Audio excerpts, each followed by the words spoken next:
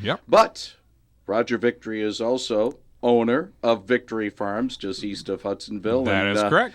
We want to talk to a commercial farmer about some of the issues going on today in agriculture. First and foremost, above everything else right now, the weather situation, the long, hard winter, and whether or not, we get an early thaw or not, how important is it for commercial and for the mom and pop farmer to have decent growing conditions early or normal time? Well, one aspect, let's bring forward, 2 years ago, it was 80-some degrees this week. And what did that 80 degree? Well, we all were loving it. I mean, we were out there and said, what a treat. Now today we're complaining because this wind chill currently is even below zero. But last year when it was over 80 degrees this past week going into the season, what was the result? We lost basically 90% of our apple harvest. We lost our cherry crop. So there's a price to pay with those abnormalities. Right now we're abnormally cold. However, the ramifications currently, I do know that some of the stone fruit may have been affected with these below zero temperatures right now, but right now the apple crop and those other fruit industries are still holding their own. So if you had to take the lesser of the two evils, we would take what we currently have for the fruit industry than what we had 2 years ago, because that was devastating. The cold is maybe more important than the snow, because we had record or near record amounts of snow, and some might say that would have been an adverse factor. Yeah, but the snow is also beneficial because it helps build our soil moisture levels, and even besides the agricultural components for our Great Lakes level. A year ago, one issue we were facing with our low harbors and our dredging concern, so now we have the snowpack, we'll have the runoff effect. So along with the agriculture, there's a lot of commodities moved by boat and barge through the Mississippi river system. And if we have adequate water supplies, which we will garnish this year, we can ship our commodities more effectively, shipping up downriver and also upriver, because the fertilizers and all those inputs that we will need for the spring planting season can be more readily shipped because we have higher river levels, which we were having issues with a year ago and 2 years ago. You'd like to have high levels. You don't want to have them too high because a 5-letter word comes in. Flood. Exactly. We saw that right in downtown Gramps last year. But fortunately, so far I've been seeing it's been a gradual melt. We get some of those warmer temperatures, and there's a lot of moisture content in this current snow level. If you dig down into it, there's an ice level probably about a half-inch thick, and there's a lot of moisture in the snow, more so than in the past.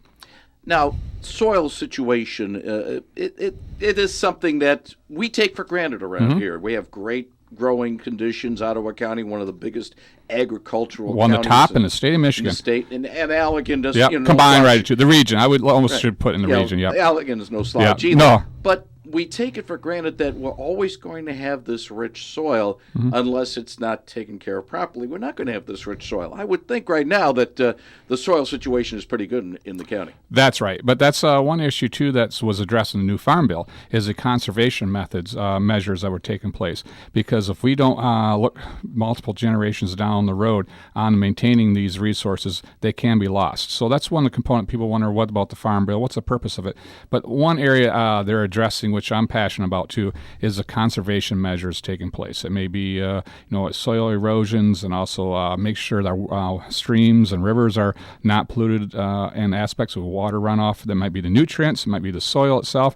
So it's a win-win for the agricultural community, but also for the general public. So it's protecting their streams and their resources, their lakes in that process, which we inherent are passionate about here in Michigan. Roger, our concern is the agricultural community about water tables. I know Ottawa County's been talking about that. Right. That's an issue facing, because a lot of people don't understand there's a uniqueness in Ottawa County. There's a couple different water tables or reservoirs. There's that surface level, and then there's that's like on the top 30 feet of there. And then this season, that'll be we're going to have plenty of water in that upper level. Then there's a mid-level where a lot of homeowners' wells are tapping out of. That seems to be being pulled out faster, and it's being replenished. Then there's a lower layer below that mid-level, and some of the wells that have been puncturing through that section have salinity issues. So that water level is of different quality level, and so when you overextend the use of those reservoirs, you start to get the salinity issue, which is a problem. And the key area is people don't understand, but those reservoirs are rejuvenating, not right here in Iowa County, but it could be way up in Grayling area, part of the state, and it takes a tremendous amount of time for our water to migrate down into this basin that we have here. We have a similar issue on the east side of the state of Michigan, and that's where some research has been going on and getting a solid baseline of where we're at. One final thing, Roger Victory, and you mentioned it a little bit earlier talking about the federal farm bill.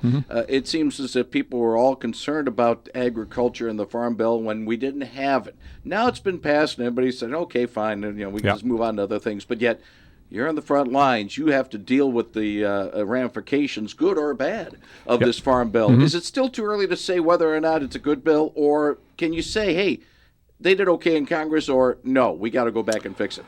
I think we moved in the right direction as far as on the production side. Now, there's the vast majority of the expenditures is on nutrition, but I can speak on the production side. And on the production side, we moved away, transition from these direct payments, which I had a hard time understanding and justifying to the taxpayers.